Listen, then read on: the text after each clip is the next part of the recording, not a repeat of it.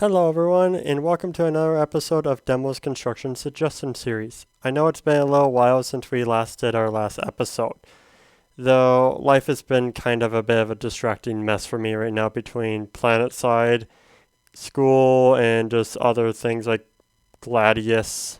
In any case, today I have some more suggestions for you, and I've actually gone around to doing them. Now, if you want to jump around between suggestions, everything has been timestamped down in the description as done before.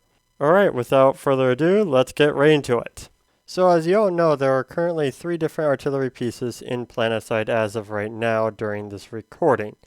You have the flail, which is your traditional artillery, which fires a volley of 4 shots before it needs about 10 seconds to cool down for the next volley. You got the glaive, which just fires EMP artillery at the enemy and does very minimum damage to them as well. And then you got the orbital strike uplink, or OSU for short, which everyone knows with a burning passion as the salt tales keep coming into my chat logs. Now there are many issues with the artillery in the game with its current state. But the one I would like to address first is the lackluster descriptions that they all currently have. I mean, they don't really tell you a whole lot other than they need an AI module and a dart gun to be operated, which is kind of useful, but there's so much more information that's also needed to operate these units effectively. Like, what's the range of the flail, like its maximum range, what's its minimum range, how much damage does each volley do? And the same applies to the glaive and the OSU, but none of this information is readily available in the description. So people have to go to the Reddit forums or just play around with it for a few hours in the live servers and try to nail down some numbers. I don't know about you, but that's not very player friendly or intuitive. That's just kind of laziness if you ask me, because it should only take about an hour, maybe even 20-ish minutes to fill in a proper description that gives the players all the information so need to operate a flail or glaive or any artillery piece effectively. At least more so than just kind of like, hey, here's a gun. I don't know how to turn off the safety, but here, play with it for an hour.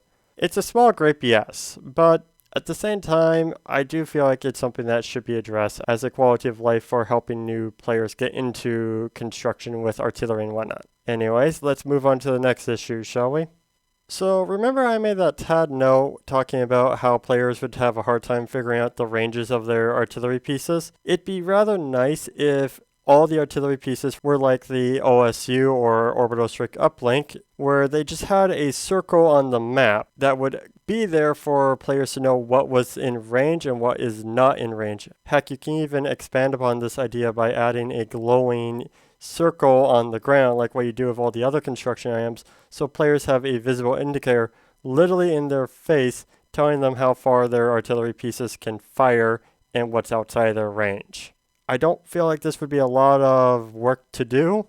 Furthermore, we can already see that ideas like this have been implemented with the router spires and the OSU. So just add another circle for the flail and the glaive.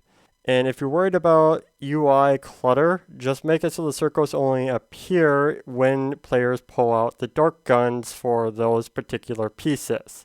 We already know that this is also already implemented in the game for building anything construction-wise, or even just shelling people. Anyways, this is all in order to streamline artillery gameplay rather than having to sit down and do some mental math while in the middle of a firefight. I know what many of you are going to say once you hear this, and you're probably going to want to crucify me if you're one of the sweaty heavies, but we need to address where the flail and the glaive can actually shoot, because they are the only 2 artillery pieces that aren't able to shoot into a no-deploy zone. And as such, unless you're on Oshur, which is artillery heaven, which, yes, it's quite wonderful, but unless you're on Oshur, the other 4 continents, artillery is kind of limited in what it can and cannot do. It can only really be effective at fighting other construction bases, which makes it kind of redundant.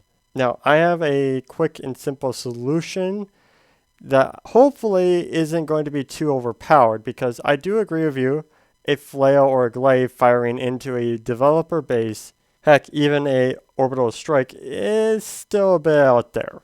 Though, what I will say is, it should be able to shoot anywhere a bus can deploy, due to the fact that you shouldn't be able to deploy a bus into some really radical, unbalanced, whatever shenanigans.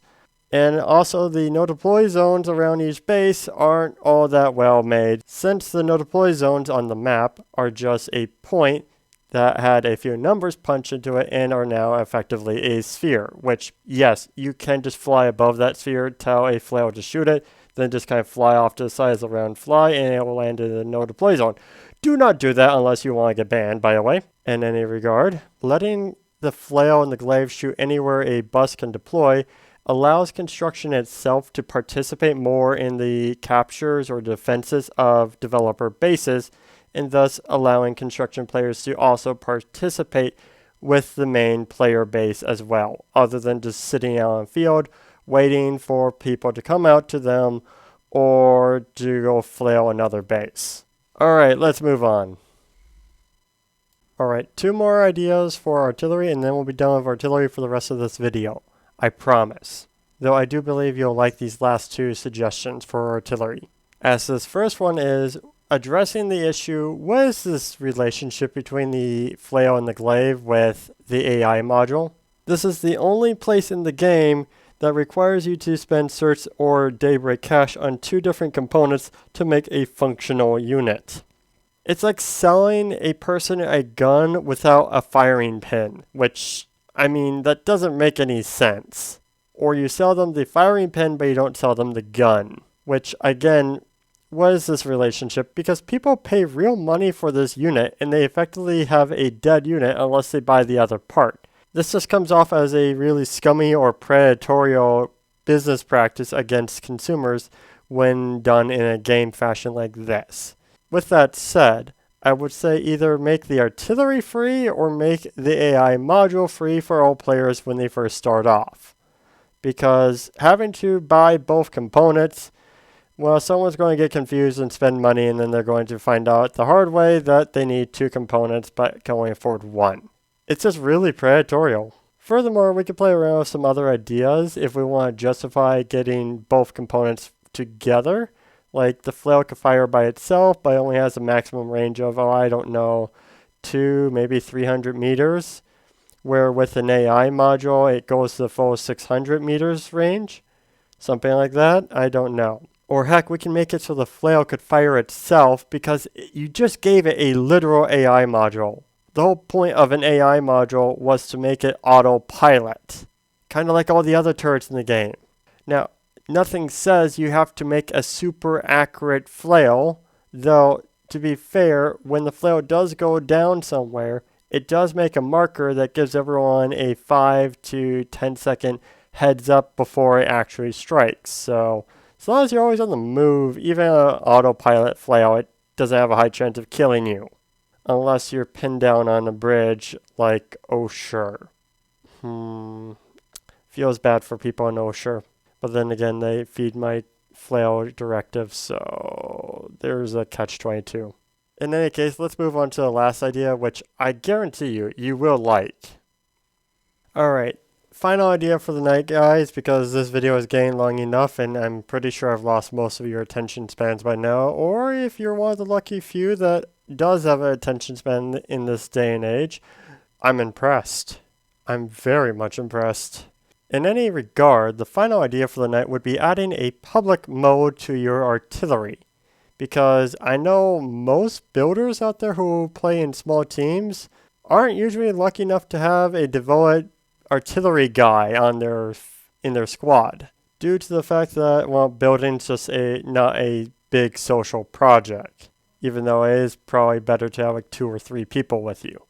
In any regard, this idea works off the premise that you walk up to your artillery and you hold Q on the control terminal to bring up your permission settings.